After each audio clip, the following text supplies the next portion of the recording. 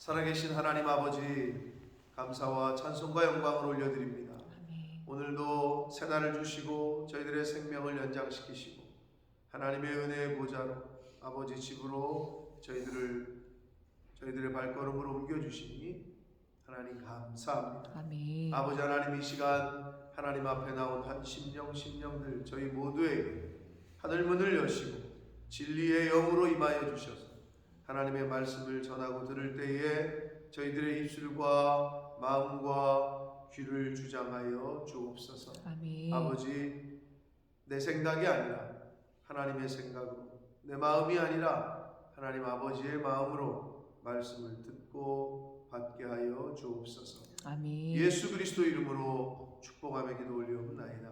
아멘. 자, 여인들이 예수님의 무덤을 찾아갔고 거기서 천사에게 예수 그리스도께서 부활하셨다는 소식을 듣고, 그래서 제자들에게 막달라 마리아가 이제 가서 알립니다.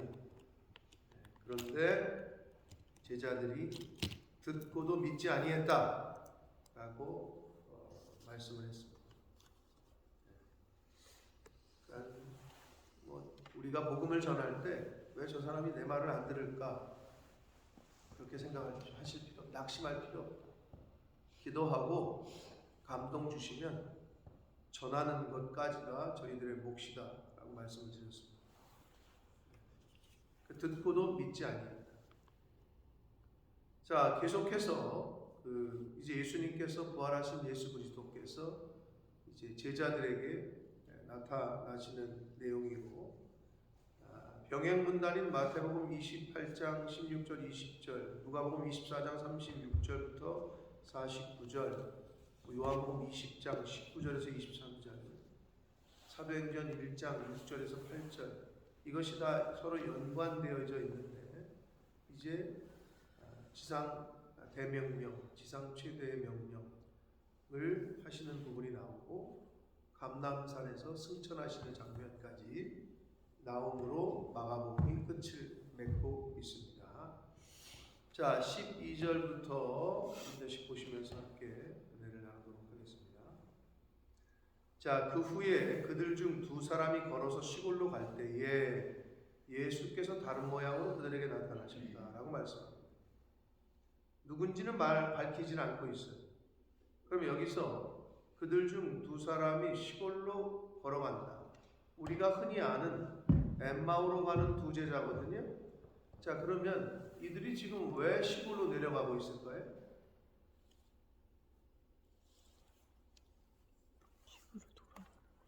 흔히 말해서 낙향이라고 합니다. 왜 낙향을 합니까? 예수가 죽었거든. 따르던. 사실 고향으로 가는 이 마음이 예루살렘에 가면 뭔가 일이 되고 자신들이 생각하는 대로 예수님이 어떤 위치를, 권력을 잡으시면 그 밑에서 어떻게 뭔가 좀 해볼 거다라고 생각이 있었을 거란 말이에요. 근데 웬걸 너무 자신들의 기대와는 다르게 잡혀서 십자가에서 그냥 죽어요. 그 두 제자가 낙향을 합니다. 고향으로 내려가요. 마음이 어떻겠어요? 상실감, 낙심함, 좌절감, 이런 상태로 내려가고 있었겠지요. 그러한 낙심하고 좌절하고 상심한 두 제자에게 예수님께서 나타나시는 거예요. 근데 여기서 다른 모양으로 그들에게 나타나셨다라고 말씀합니다. 그래서 병행문단 다른 데 보면 못 알아봐요. 알아보질 못해. 그러니까 완전 영체인 부활체로 예수 그리스도께서 부활하셨을 때는 육신의 눈으로는 잘 확인이 안 되는 거죠. 다른 모양으로 또 그들에게 나타나셨어요. 그래서 두 사람이 가서 남은 제자들에게 알려요.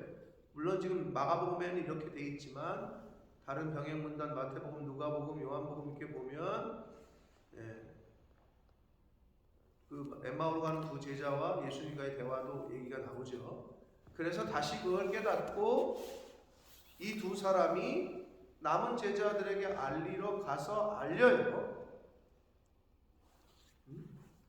그런데 역시 믿지 아니했다라고 성경은 말합니다.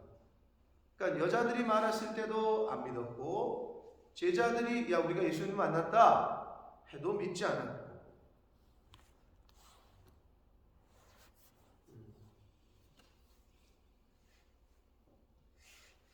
어떻게 이렇지? 라고 생각할 수 있지만 저와 여러분이 그들 이때 이 당시에 있었어도 쉽진 않았을 거예요.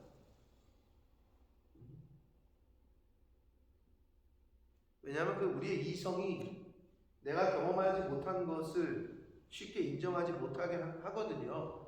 우리의 이성이. 죽은 사람을 한 번도 본 적이 없는데 아무리 예수님께서 내가 3일 만에 부활할 거야 라고 얘기를 하셨었어도 그게 내 머리에 내 마음에 잘 남아있지도 않았을 것이고 이해가 잘 안 되는 거죠. 말 그대로. 그건 내 이성으로 경험해보지 않았거든. 그러니까 한 번도 아니고 두 번씩이나 얘기했는데도 역시 믿지 아니했다 라고 성경은 말씀하고 있습니다. 그러니까 믿어지는 게 은혜입니다. 아멘. 말씀을 듣고 그게 믿어지고 순종이 되는 게 은혜예요. 잘 믿어지지가 않아요. 제자들 보세요. 못 믿고 있잖아요. 자, 장면이 전환돼서 그 후에 예수님께서 11제자에게 음식 먹을 때에 안 되다 싶으셨나 봐. 안 되겠다 싶으신 것 같아요. 아유, 얘네들은 내가 직접 보여야 되겠다 라고 하신 것 같아요. 그래서 음식 먹을 때 예수께서 그들에게 직접 나타나셔요. 자, 그래서 그들의 믿음 없는 것과 마음이 완악한 것을 꾸짖으셨다. 마가는 이렇게 기록하고 있지만 다른 성경에는 나타나셨을 때 뭐래요? 유령인 줄 알았고 또 그 중에 나는 만져보지 않고는 못 믿겠다. 도마가 그랬죠? 그래서 예수님께서 친히 만져보라고 하셨고 그런 다른 기록들이 있습니다. 자, 여기서 이제 나타나셔서 두 가지를 책망하셔요. 믿음 없는 것 그리고 마음이 완악한 것. 마음이 완악하다는 것은 딱딱해진 마음, 굳은 마음을 말하거든요. 한마디로 그럼 딱딱하면은 간경화가 간이 딱딱해지는 건데 딱딱해지면 죽어요. 간경화가 오면 죽습니다. 마찬가지입니다. 마음도 딱딱해지면 죽어요. 영이 죽어요. 마음이 딱딱해졌다는 것은 영이 굳어졌다는 건데 죽음을 의미하는데 자, 근데 믿음이 없는 것과 마음이 완악한 것을 꾸짖으셨다고 그랬는데 이건 서로 똑같은 얘기입니다. 믿음이 없는 사람이 완악합니다. 마음이 딱딱한 사람은 믿음이 없습니다. 다른 사람의 이야기를 받아들일 마음에 룸이 없어요. 그러니까 왜 말씀을 들을 때 사람들이 리시브를 못하느냐, 영접하지 못하느냐? 두 가지 같은 말이에요. 믿음이 없기 때문에, 마음이 딱딱하기 때문에. 그러니까 믿음이 없는 것은 곧 마음이 완악한 것을 말하고 마음이 완악한 사람은 믿음을 갖기가 어렵다. 그래서 그것을 꾸짖으셔요. 이는 자기가 살아난 것을 본 자들의 말을 믿지 아니했기 때문이다. 자기가 살아난 자들의 말을 믿지 아니했기 때문이다.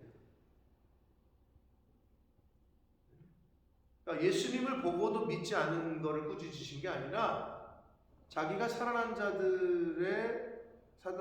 것을 본 자들의 말을 믿지 않았기 때문이다. 그걸 오늘날로 말하면 하나님께서 보내신 자들의 말을 믿지 아니했기 때문이다. 라고 말해도 되겠죠.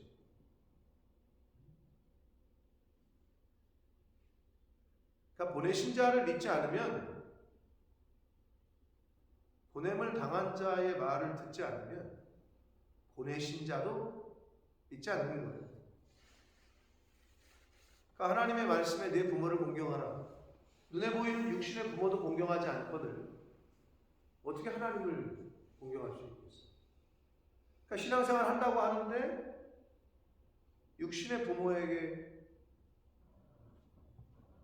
막하거나 잘하질 않아. 교회를 다닌다고 하는데 남편과 아내가 서로 반목하고 막해.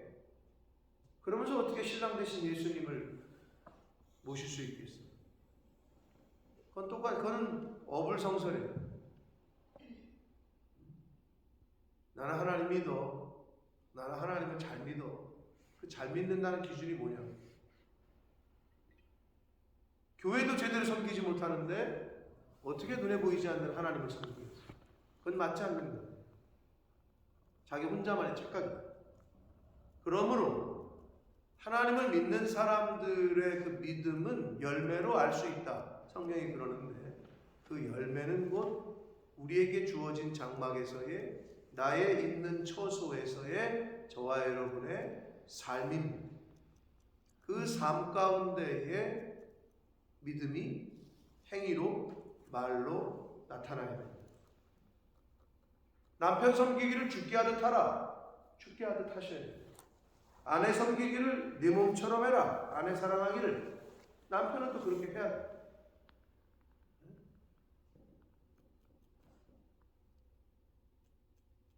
교회가 하나님의 집인데 아버지 집을 욕하고 아버지를 막 하는데 어떻게 그게 하나님을 믿는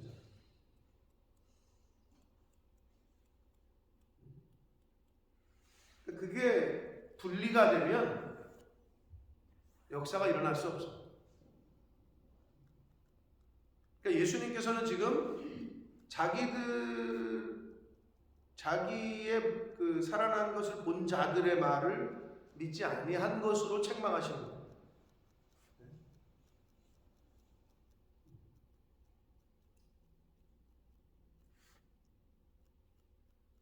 자, 그래서 장면이 또 전환됐습니다.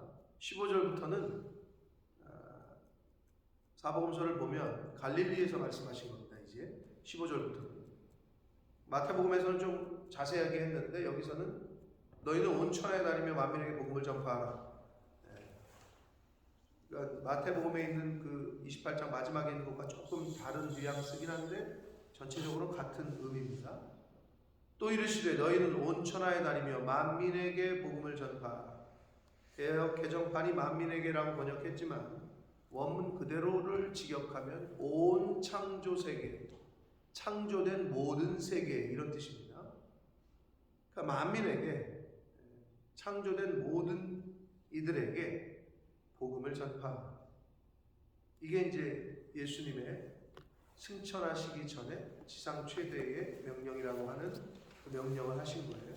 16절 믿고 세례를 받은 사람은 구원을 얻을 것이고 믿으면 구원을 얻을 것이다.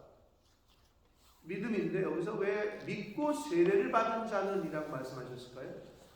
그럼 세례가 구원의 절대 조건인가? 라고 볼 수 있는 구절이긴 하죠. 자, 근데 이거는요, 예수 그리스도를 믿으면 예수님께서 명하시고 제정하신 세례를 굳이 안 받을 이유가 없는 거예요. 예수님을 믿는다는 그 세례를 왜 불순종을 해요? 예수를 믿으면 당연히 세례를 받아야지. 그러니까 이걸 분리해서 얘기할 수 있는 게 아니라 사실 같은 거예요. 마태복음에서도 그래서 복음을 전파하고 세례를 주고 라는 표현이 나오잖아요. 그러니까 예수 그리스도를 믿음으로 영접하는 사람은 예수님의 정하신 이 세례 예식에 참여해서 세례를 받는 게 그건 뭐 당연합니다. 믿고 세례를 받은 사람은 구원을 얻을 것이요 믿지 않는 사람은 정죄를 받을 것이다 라고 말씀합니다.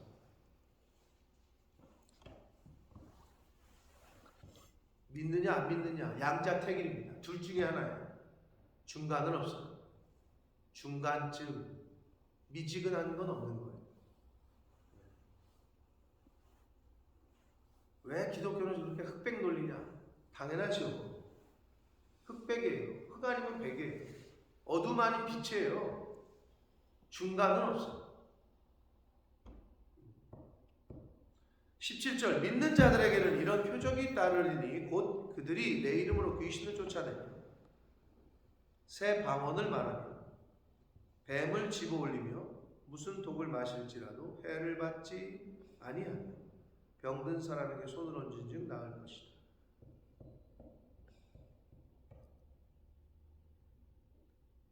자, 요한복음 14장 6절에 내가 곧 길이요 진리요 생명이니 예수님께서 오직 당신 즉 예수 그리스도만이 구원의 참된 길이라고 알려주셨습니다. 그래서 그 예수 그리스도의 이름을 전하는 것, 전파하는 것을 말씀을 하셨고 사도행전 4장 12절에도 구원을 얻을 만한 다른 이름을 주신 적이 없다라고 하셨고 그러니까 오직 예수 그리스도만이 유일한 구원의 길이다. 그러면서 그 예수 그리스도의 이름을 믿는 사람들은 표적이 따를 건데 귀신이 쫓아나가고 다른 영이 쫓겨남을 당한다는 거예요. 그리고 새 방언을 말하고 그리고 뱀을 집어올리며 무슨 독을 마실지라도 해를 받지 않는다고 했는데 사도행전 28장에 보면 바울이 멜리데 섬에 도착했을 때 불째다가 저기 하다가 뱀한테 물리잖아요. 근데 죽지 않으니까 그 사람들이 야, 이 사람 신인가 보다 했던 그 사건처럼 이러한 그런 표적들이 나타난다는 건데 그러면 예수 믿으면 진짜 그런 거 아닌가 가서 뱀에 물려봐야 되나 뭐 이렇게 생각하지 마시고요. 여기서 말하는 그 뱀을 집어올리며 무슨 독을 마실지라 뱀은요 성령이 아닌 하나님의 말씀이 아닌 우리의 마음을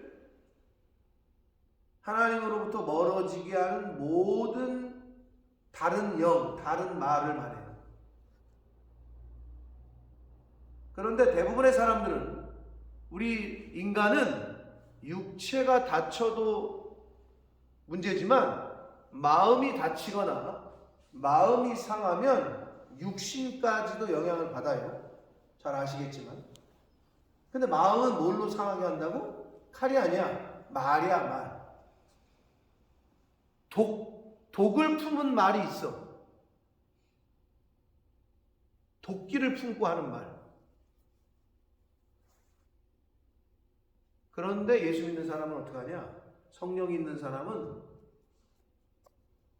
독을 다 머금은 말을 들어도 영향을 안 받는다. 성령이 있는 사람은 어떠한 독한 말을 들어도 마음에 상처를 받지 않아. 그러니까 영향을 못 준다는 거지, 그 독한 말들이. 저주의 말들. 근데 나는 상관이 없어. 그런 의미. 그러니까 저와 여러분이 하나님의 영으로 성령으로 하나님께서 우리의 마음을 성령의 말씀의 불로 울타리를 쳐주시면 화영검이 에덴 동산을 두르듯이 그 어떤 이야기들을 해도 어떤 악독이 가득한 말을 들어도 나에게 상처를 주지는 않아요. 여러분 전쟁에서 상대방에게 상처를 입혀야 즉 부상을 입혀야 이기는 거 아니야. 적군에게 부상을 입혀야 이기는 거 아니에요? 피를 흘리게 하고 그래야 이기는 거 아니에요? 그런데 보이지 않는 마음은 영이기 때문에 말로 상처를 받는 거예요. 반대로 하나님의 말씀으로 말로 은혜를 끼치는 거예요. 말로. 그러니까 저와 여러분이 왜 말씀으로 늘 충만해야 되느냐? 성령 충만해야 되느냐? 이 영적 전쟁터와 같은 이 독한 말들을 쏟아내는 이러한 또 미혹의 영, 죽음의 영, 우울의 영, 어둠의 영들이 판을 치는 이 세상에서 부상을 입지 않으려면, 내 마음이 상처를 입지 않으려면 하나님의 말씀, 하나님의 영으로 늘 충만해야 돼요. 그러시면 어떤 해를 받지만, 할렐루야. 아멘.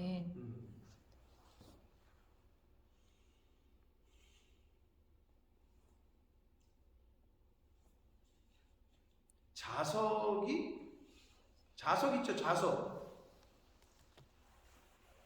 갑자기 N극과 S극이 같은 게 땡겨요?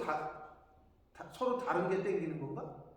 이렇게 둘이 이렇게 하면 같은 게 땡기는 건가? 다른 쪽이 붙는 건가? 어떻게 되는 거죠? 다른 게 붙어요. 네? 다른 쪽이 붙어요. 다른 쪽이 붙어요? 그런가?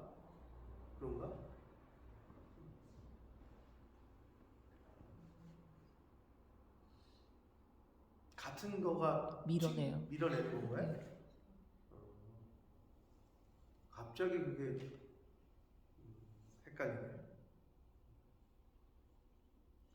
자, 하나님의 말씀으로, 하나님의 영으로 충만한 저와 여러분 되시길 축복합니다. 아멘. 그러면 세상은 안 변한다 그랬잖아요.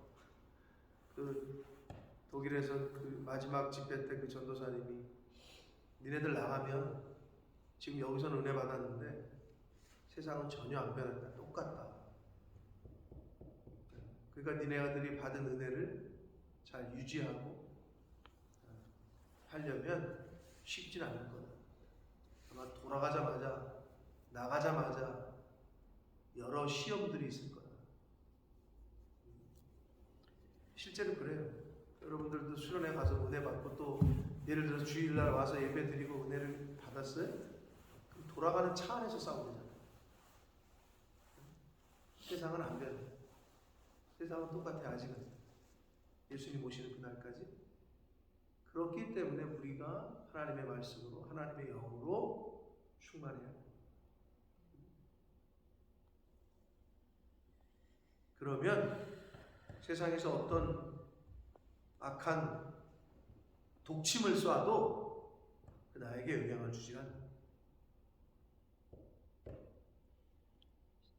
자, 감람산에서 승천하시는 누가복음 24장 50절의 병행문단인 그 감람산에서 승천하시는 장면으로 마가복음이 끝나고 있습니다. 19절, 주 예수께서 말씀을 마치신 후에 하늘로 올려지사 하나님 우편에 앉으셨다.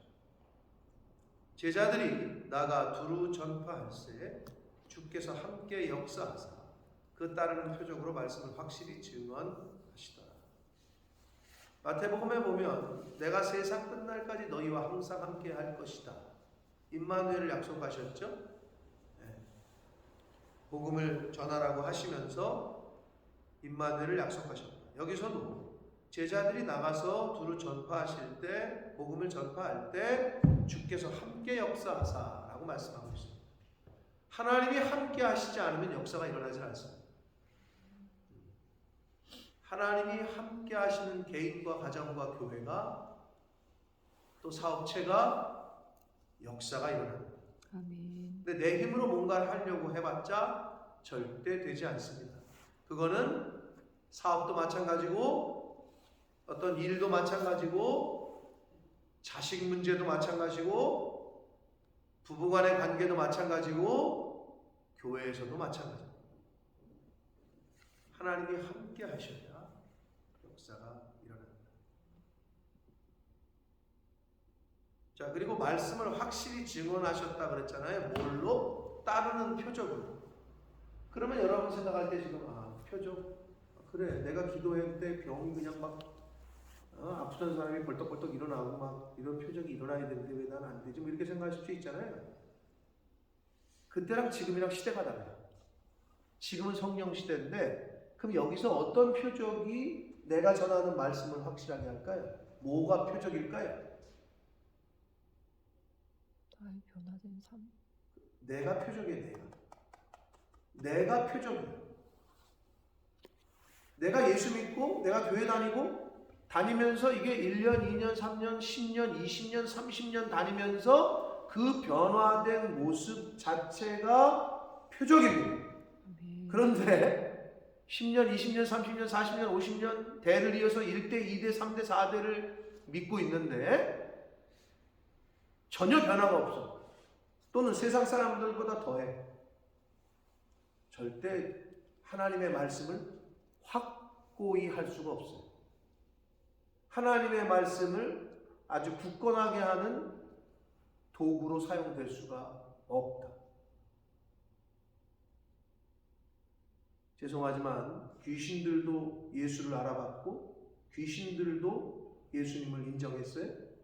아무리 우리가 예수님을 인정해도 우리의 삶의 결과가 하나님의 축복이 열매를 맺는 결과가 아니라 오히려 내가 가는 곳마다 싸움이 일어나고 분쟁이 일어나고 내가 가는 곳마다 사람들이 우울해지고 내가 가는 곳마다 사람들이 마음에 상처를 입었다고 그러고 이거는 하나님의 역사가 아닙니다.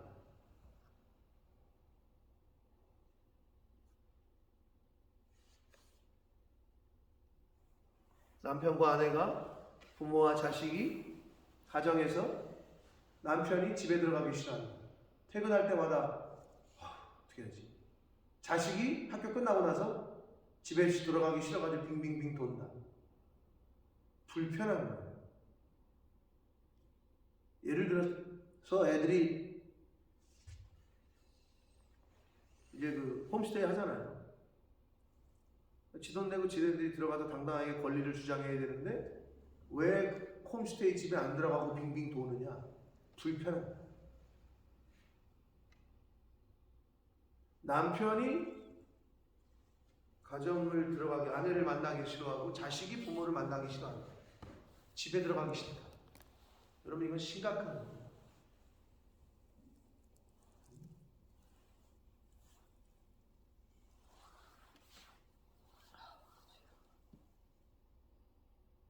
똑같죠. 하나님을 믿는 사람들은 하나님의 집을 가까이 해야 돼요.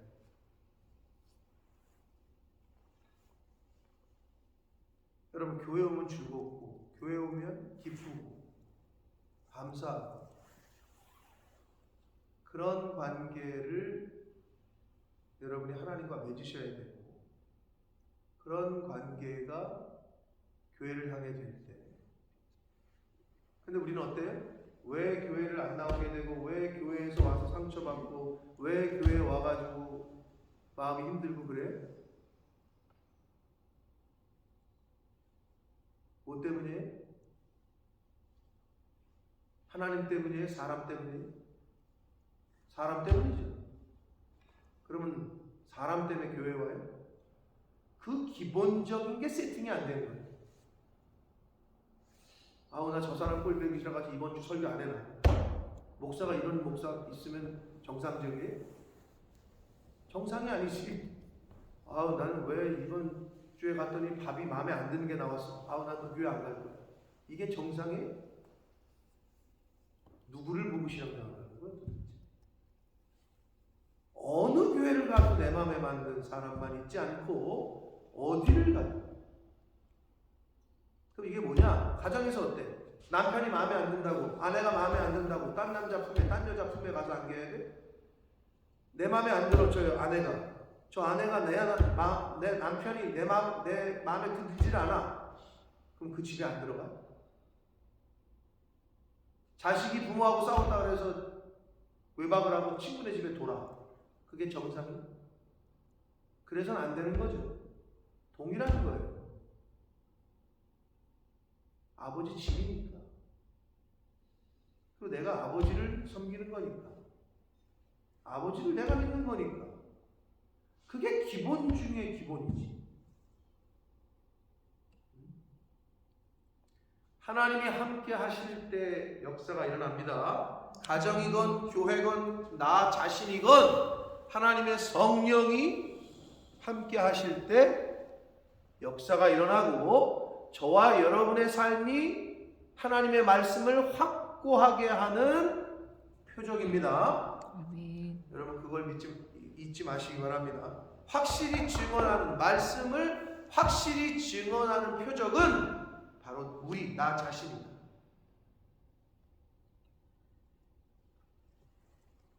야, 내 아내를 보니 하나님이 살아계신가 보다. 우리 엄마를 보니 성경 말씀이 맞네. 저거를 참으시고 인내하시네. 저거를 사랑함으로 온유함으로 품어주시네.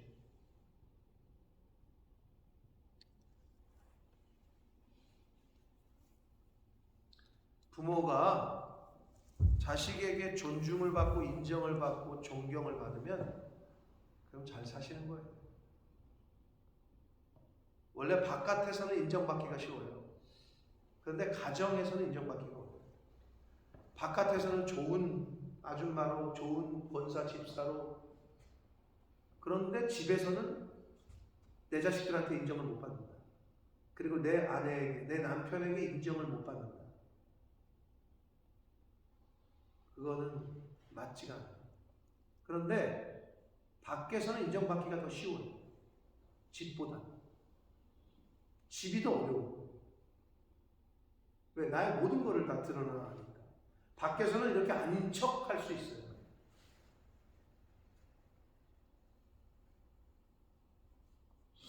밖에서는 오히려 다른 사람들한테 인정받을 수 있어요. 교회 안에서 하나님 앞에 인정을 받는 저와 여러분 되시길 축복합니다. 아멘. 여러분 세상에서 아무리 인정을 받아봤자 그거는 또 변해. 언제 변할지 몰라요. 그래서 그 따르는 표적으로 말씀을 확실히 증언하셨다 했는데 그 표적은 바로 저와 여러분의 삶이고 행동이고 말이다. 그것이 우리가 전하는 복음을 확실하게 증언할 거냐, 아니면 확실하게 복음이 아무것도 아닌 것이 되게끔 할 거냐. 그건 저와 여러분에게 달려 있습니다. 바라기는 하루하루 사시면서 가정에서 또 이웃들에게 그리고 교회 안에서 하나님이 살아계시고 하나님의 자녀로서 하나님을 믿는 사람으로서의 삶이 어떤 거라는 것을 확실하게 증거하는 그러한 삶을 사시는 저와 여러분이 되시기를 예수 그리스도 이름으로 축복합니다. 아멘. 살아계신 하나님 아버지, 감사와 찬송과 영광을 올려드립니다. 아버지 하나님, 하나님의 은혜로 저희들에게 복음을 들려주셨고 그 복음을 들음으로 또 믿게 하셨습니다.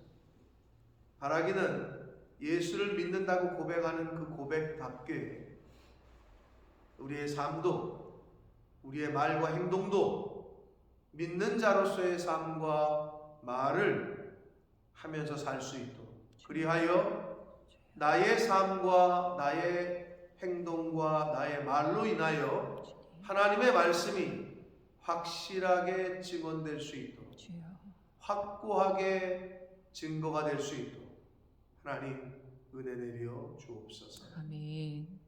나라는 나가 나의 삶이 곧 하나님의 말씀을 확실하게 하는 표적임을 잊지 말게 하시고 나부터가 예수 믿는 표적으로서의 삶을 살아가는 은혜를 허락하여 주옵소서. 아멘. 예수 그리스도 이름으로 축복하며 기도 올리옵나이다. 아멘.